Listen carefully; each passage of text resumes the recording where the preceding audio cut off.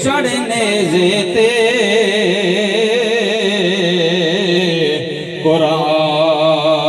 قرآن سنایا تے او قرآن دا کاری چڑھنے زیتے قرآن سنایا تے او قرآن دا کاری تے سیکھاتے مکھنے پکانا تے ڈاڈا اوکھا کم میں بچڑے دے کے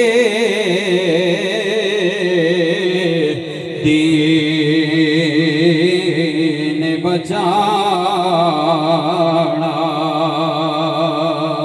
تے میرے پیر حسین دا کم میں بچڑے دے کے او دین بچانا تے میرے پیر حسین دا کم میں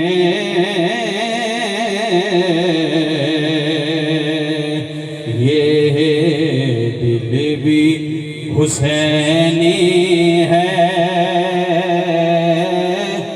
یہ جان بھی حسینی ہے یہ دل بھی حسینی ہے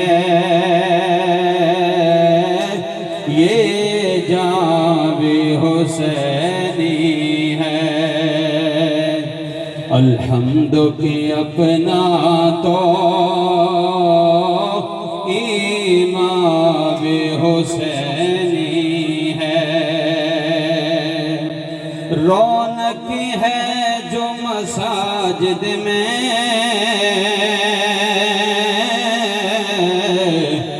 شبیر کے صدقے سے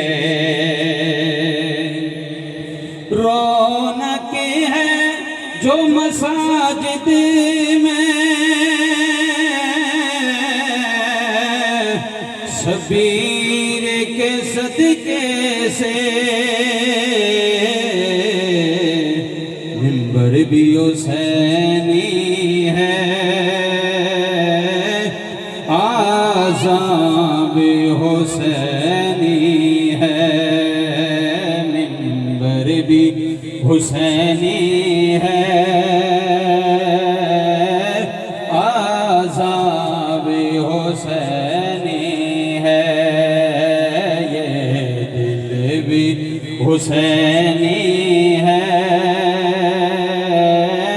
یہ جان حسینی ہے ماشاءاللہ ماشاءاللہ تجھے اس سے اتنا پسند ہے کیا ہوں تجھے اس سے الحمدللہ رب العالمین والصلاة والسلام علی سید الانبیاء والمرسلین اما بعد فاعوذ باللہ من الشیطان الرجیم بسم اللہ الرحمن الرحیم بآواز بلند درود پاک پڑھ لیجیے الصلاة والسلام علیکہ یا سیدی یا رسول اللہ وعلی آلکہ واصحابکہ یا سیدی یا حبیب اللہ آج ہم سب یہاں ذکر حسین فرمائے چند ایک منٹ میری حاضری ہے اس کے بعد خصوصی خطاب حضرت علامہ مولانا محمد تنویر احمد نقشبندی صاحب فرمائیں گے عزیزان گرامی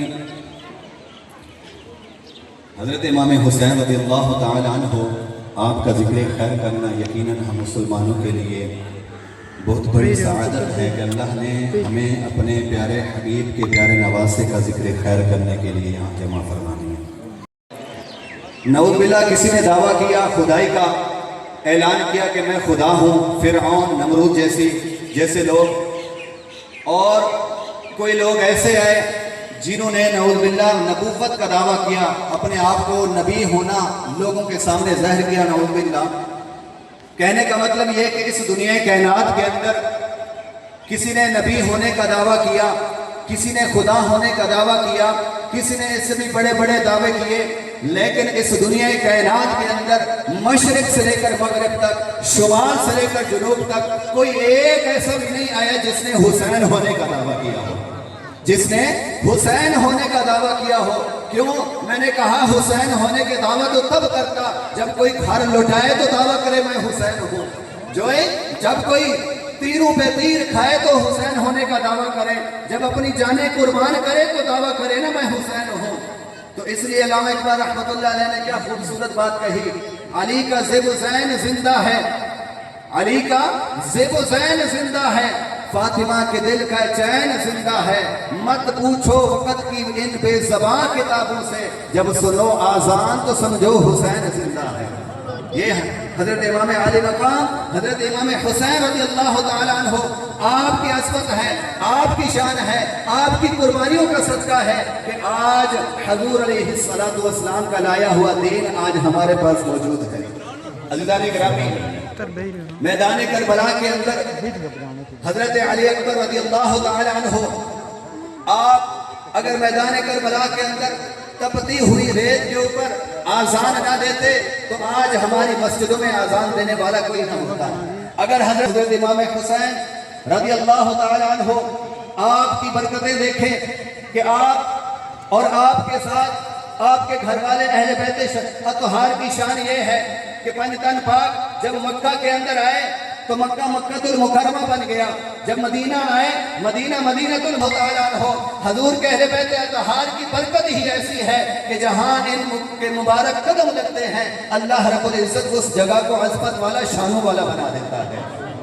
اور آخری بات، حضرت امام حسین رضی اللہ تعالی عنہ آپ کی شان کے اندر ایک شعر کہ آواز دے تو خود سے کوثر نکل پڑے، آواز دے تو خود سے کوثر نکل پڑے، نہر فرات خیمے کے اندر نکل پڑے، وہ تو امتحان صبر تھا ورنہ میرے حسین انگلی زمین پر رکھ دیں تو زمزم نکل پڑے۔ اللہ رب العزت سے دعا ہے اللہ پاک مجھے اور آپ سب کو حضور کی آل سے سچی محبت کرنے کی اور ان کے نقش قدم پر چلنے کی ہم سب کو توفیق عطا فرمائے۔ کوئی سلمان کوئی نسبت کوئی تعالی فی کلام المجید والفرقان الحمید انما یرید اللہ لیذہب عنکم الرجس اہل البیت ویطہرکم تطہیرا۔ صدق اللہ العظیم وصدق رسولہ النبی الکریم، کریم امین رؤوف الرحیم۔ ان اللہ وملائکتہ یصلون علی النبی یا ایہا الذین آمنوا صلوا علیہ وسلموا تسلیما۔ بآواز بلند پڑھیے اللہم صل علی سیدنا ومولانا محمد وبارک وسلم وصل علیہ۔ الصلاة والسلام علیک یا رسول اللہ وعلی آلک واصحابک یا سیدی یا حبیب اللہ۔ بعد از حمد و صلاۃ انتہائی عزت و احترام کے لائق سٹیج پر جلوہ گر علماء کرام اور معزز و محتشم سامعین حضرات، بالخصوص راجہ جبران صفدر کیانی صاحب اور جملہ اہلیان موڑا راجگان جن کی زیر نگرانی ذکر حسین پر اس خوبصورت محفل کا اہتمام کیا گیا۔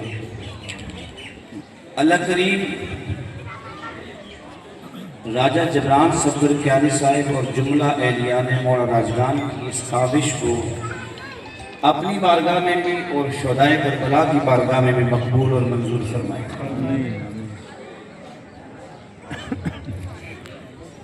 بلا تمہید و تاخیر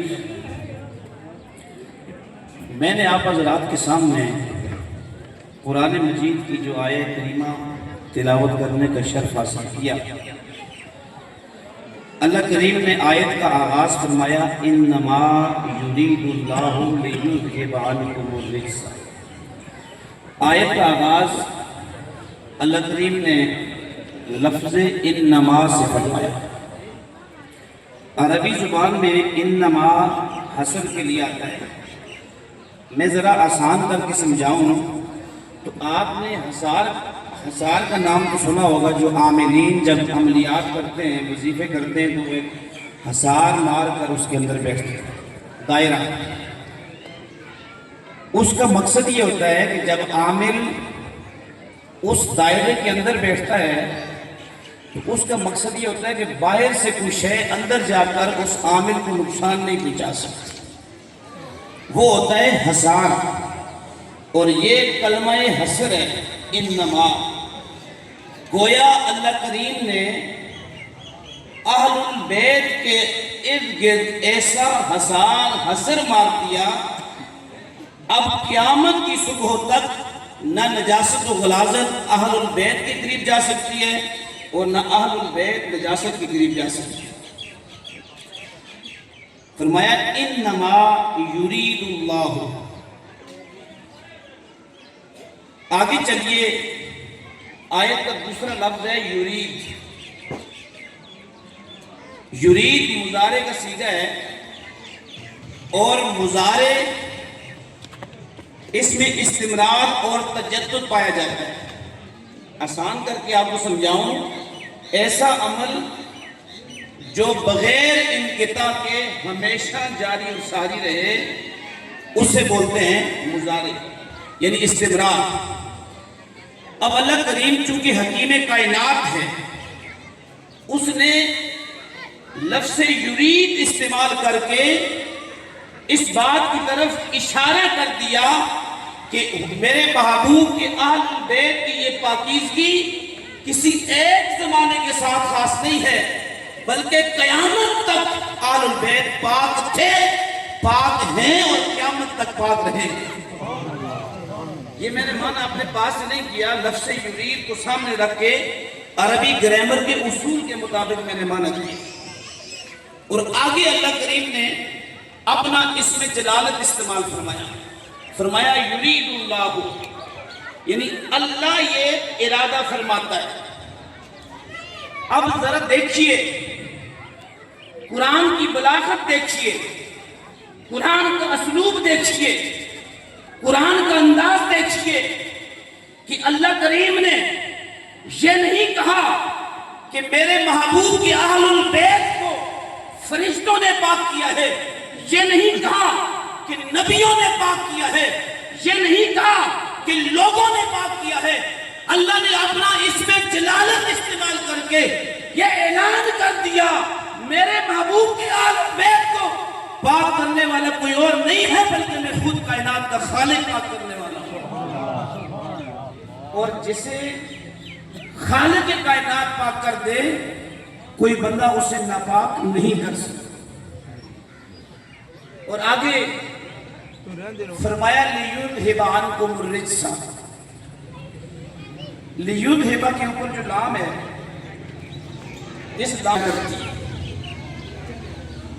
اللہ کریم نے پہلے کہا کہ اللہ اہل البیت کو پاک کرنے کا ارادہ فرماتا ہے، اور پھر آگے آپ نے ارادے کی علت اور وجہ بیان فرمایا وجہ یہ ہے کہ یہ ارادہ اس لیے فرمایا تاکہ اس وقت سے لے کے قیامت کی صبح تک اللہ اپنے محبوب کی اہل بیت کو پاک کرنے کا ارادہ فرماتا ہے۔ ارادے کی علت کیا ہے؟ اہل بیت کو پاک کرنا۔ اب آگے میں آخری لفظ بیان کر کے میں پھر آگے چلوں گا۔ اگلا لفظ ہے یذھب۔ یذھب یہ اظہار سے ہے۔ ایک ہوتا ہے نا کہ نجاست اور غلاظت کو دور کر دینا، عارضی طور پہ دور ہو جائے پھر واپس آ جائے، یا کسی شے کو پہلے ختم کر دیا جائے اور پھر وہ شے بعد میں لوٹ آئے، لیکن کمال اسلوب قرآن ہے. اللہ نے یذہبا کے لفظ استعمال فرمائے. گویا اللہ اعلان فرما رہا ہے کہ میں نے نجاست کو جڑوں سے اکھاڑ دیا ہے. اب کائنات جب تک قائم ہے اس وقت تک حضور کی آل بیت پاک اور صاف رہے گی. یہ ساری باتیں میں قرآن کے اسلوب کو سامنے رکھ کے بیان کروں. اور دوسری بات قرآن کی اگلی آیت میں اللہ فرماتا ہے قُلْ لَا أَسْأَلُكُمْ عَلَيْهِ أَجْرًا إِلَّا الْمَوَدَّةَ فِي الْقُرْبَى. اللہ فرماتا ہے کہ محبوب آپ ان سے فرما دیجئے میں نے غزوات لڑے اسلام کی سربلندی کے لیے، طائف میں پتھر کھائے تمہاری خاطر، اسلام کی سربلندی کے لیے میں نے دندان شہید کروائے، میں نے بڑی آزمائشوں کا سامنا کیا. وجہ کیا تھی؟ تاکہ اسلام کا پرچم بلند ہو جائے. لیکن میں ان آزمائشوں پر، ان قربانیوں پر تم سے کوئی سوال نہیں کرتا، صرف ایک سوال کرتا ہوں کہ میں تم سے اپنے اہل بیت کی مودت کا سوال کرتا ہوں. یعنی کوئی اور اجرت نہیں مانگی، کوئی مالی اجرت نہیں مانگی، بلکہ فرمایا صرف ایک سوال کرتا ہوں لوگوں، جب تک زندہ رہو میرے اہل بیت سے محبت کرتے رہنا، تاکہ تمہاری زندگی بھی اہل بیت کی محبت پر ہو اور تم دنیا سے جب جاؤ تو اہل بیت کی محبت پر جاؤ. کیا کہا؟ مودت. اب یہاں پر یہ بات بھی آپ ذہن میں رکھیے، قرآن بہت حکیمانہ بات کرتا ہے. قرآن نے یہاں لفظ محبت نہیں کہا، قُلْ لَا أَسْأَلُكُمْ عَلَيْهِ أَجْرًا إِلَّا الْمَحَبَّةَ نہیں کہا، بلکہ کہا إِلَّا الْمَوَدَّةَ. اب محبت اور مودت میں فرق کیا ہے؟ محبت یہ ہوتی ہے کہ محب اپنے محبوب کے بغیر زندگی گزار سکے، اسے محبت بولتے ہیں. اور جہاں محب اپنے محبوب کے بغیر ایک پل زندہ نہ رہ سکے اسے مودت کہتے ہیں. اسے کیا کہتے ہیں؟ مودت. ذرا آسان کر کے اگر میں آپ کو سمجھاؤں، مچھلی کو پانی کے ساتھ مودت ہوتی ہے، محبت نہیں ہوتی. اور جب آپ مچھلی کو پانی سے باہر نکالتے ہیں مچھلی تڑپ کے مر جاتی ہے، اس لیے کہ مچھلی کو پانی سے محبت نہیں ہوتی، پانی سے مودت ہوتی ہے. بلا تمثیل و مثال کائنات کا خالق فرما رہا ہے لوگوں تم میرے محبوب سے جب تک زندہ ہو میرے محبوب کی آل بیت سے ایسے محبت کرنا جس طرح مچھلی پانی سے محبت کرتی ہے. نعرہ تکبیر، نعرہ رسالت، نعرہ حیدری، شان کربلا. زندہ باد، زندہ باد، زندہ باد. فرمایا جب تک دنیا میں زندہ رہو میری اہل بیت سے اس طرح محبت کرتے رہنا جس طرح مچھلی پانی سے محبت کرتی ہے. خدا نخواستہ اگر تمہارے دل سے آل کی محبت نکل جائے تم پھر دنیا میں زندہ نہ رہ سکو، مر جاؤ. حضور کی ایک حدیث ہے، فرمایا النجوم امان لآل السماء، کہ ستارے یہ آسمان کی بقا کا سبب ہیں، جب تک ستارے رہیں گے آسمان بھی رہے گا. فرمایا اسی طرح اہل بیتی امان لآل الارض، میری آل بیت زمین والوں کے لیے امان کا سبب ہے.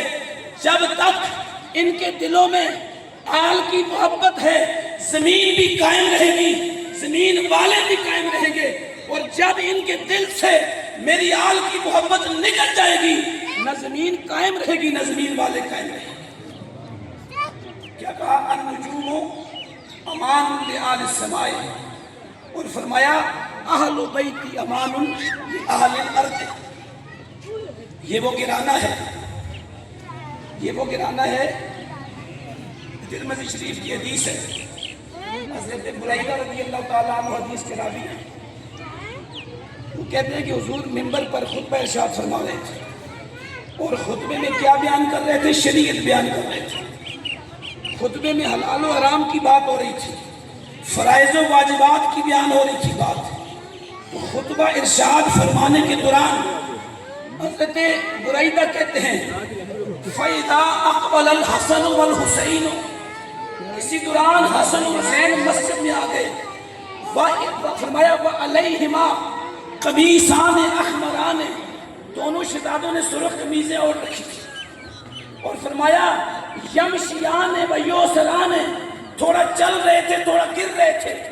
جب آقا علیہ السلام کی نظر اپنے شہزادوں پر پڑتی ہے فنزل رسول اللہ صلی اللہ علیہ وسلم علی المنبر, حضور منبر کو چھوڑ کر شریعت موقوف کر کے مسائل کو چھوڑ کے حضور منبر سے اتر گئے.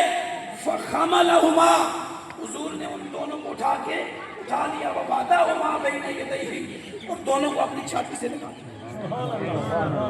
اب یہاں پر جو نقطہ آپ کی سماعتوں کی نظر کرنے لگا ہوں وہ نقطہ یہ ہے, اگر اس گھرانے کی محبت, خود اس گھرانے کی محبت شریعت نہ ہوتی تو حضور شریعت کو چھوڑانا, اپنی چھاتی سے لگا کر پھر آ کر منبر پر بیٹھ جانا, یہ اس بات کی دلیل ہے کہ اس گھرانے کی محبت اور مودت خود شریعت ہے.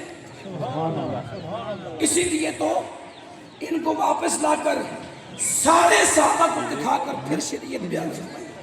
گویا حضور منبر پر چھاتی سے شہزادوں کو لپٹا کر یہ اعلان کر رہے تھے کہ جو میں نے اپنے دائیں بائیں بٹھا رکھے ہیں ان سے محبت کرنا ہی ہے شریعت.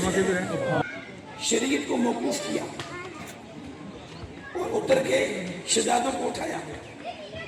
اب آپ دیکھیں نواسط بہت ہیں, کائنات میں کروڑوں اربوں اربھا خربھا نواسط ہیں, لیکن آج تک کسی نانے کی جرت نہیں کہ وہ شریعت کا منبر چھوڑ کے اپنے نواسے کو اٹھائے. پھر مجھے کہنے دو, جس کے لیے شریعت کو موقوف کر کے مصطفیٰ نے جس کو اٹھایا اسے حسین ابن علی کہتے ہیں. نواسے تو بہت ہیں لیکن حسین ابن علی وہ ہے کہ جس کے لیے حضور نے شریعت کو موقوف کر دیا. اور پھر میں وقت کی نزاکت کو اور اپنی طبیعت کو مد نظر رکھ کے آگے چلتا ہوں. حضور نے برسر منبر اور برسر مجلس, جس طرح آپ سارے میرے سامنے ہیں, برسر مجلس اور برسر منبر آقا علیہ السلام نے ان کو چھاتی سے لگایا. قربان جاؤں حسین کی وفا پر کہ وہاں حسین کو سب کے سامنے چھاتی سے لگایا, لیکن حسین نے بدلہ کیسے دیا؟ کربلا کی زمین پر سب کچھ کٹا کر حسین نے اپنے نانا کے دین کو چھاتی سے لگا دیا. حسین جانتے تھے نعرہ رسالت, نعرہ حیدری, شہدائے کربلا. حسین جانتے تھے نا, بچہ جتنا بھی چھوٹا ہو اس کی میموری میں کچھ باتیں محفوظ رہ جاتی ہیں. حسین جانتے تھے کہ صحابہ کے ساتھ مسجد بنی ہوئی تھی. برسر منبر مصطفیٰ نے ہمیں چھاتی کے ساتھ لگایا, پھر اس نواسے رسول نے بدلہ کیسے دیا؟ پھر کربلا کی سرزمین پر قیامت تک آنے والے لوگوں میں یہ اعلان کر دیا کہ جو حسین کٹ تو سکتا ہے لیکن اپنے نانی کی شریعت کو نہیں چھوڑ سکتا, اس حسین کو حسین ابن علی کہتے ہیں. یہ اس خانوادے کا مزاج تھا. اور ایک اور حدیث پاک ہے, کان رسول اللہ صلی اللہ علیہ وسلم یصلی, حضور نماز پڑھ رہے تھے, فجلس الحسین علی ظہرہ اثناء الصلاۃ, نماز کے دوران امام حسین حضور کی پیٹھ پر بیٹھ گئے. اب نماز عبادات میں سب سے افضل, پھر سجدے کی حالت, سجدہ ارکان نماز میں سب سے افضل, نماز عبادات میں سب سے افضل، سجدہ ارکان میں سب سے افضل، افضل عبادت میں اور افضل حالت میں جب حسین مصطفیٰ کی پشت پر بیٹھ جاتے ہیں.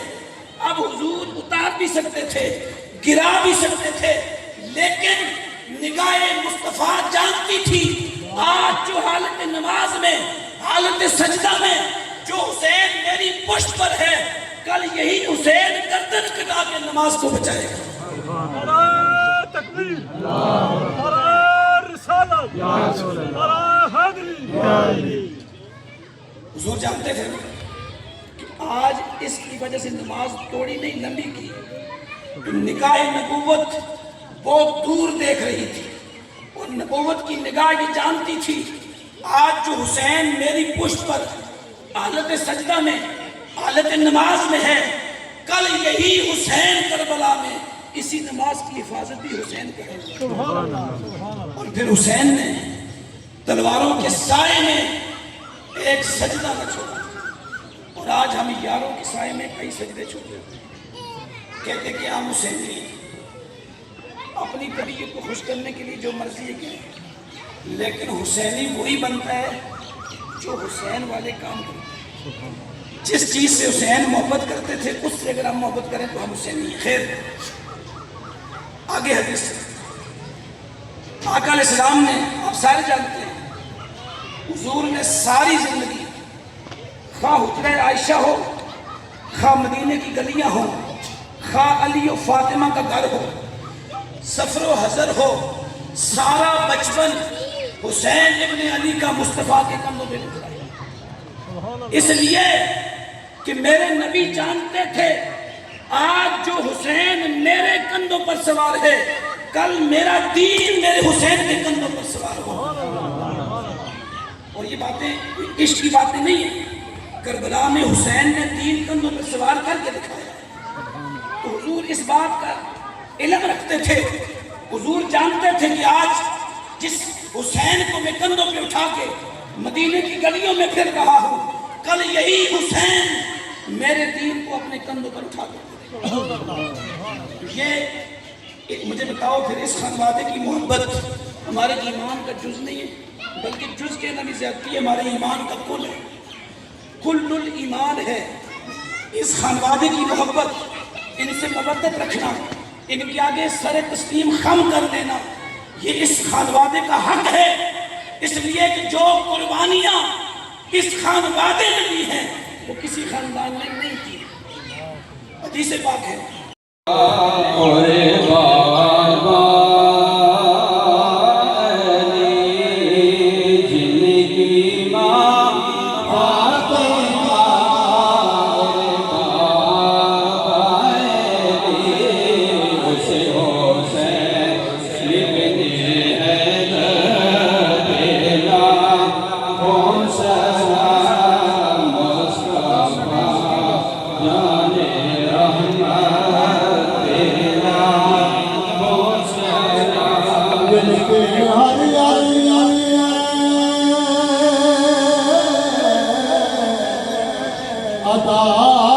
ماشاءاللہ جی، ماشاءاللہ ماشاءاللہ.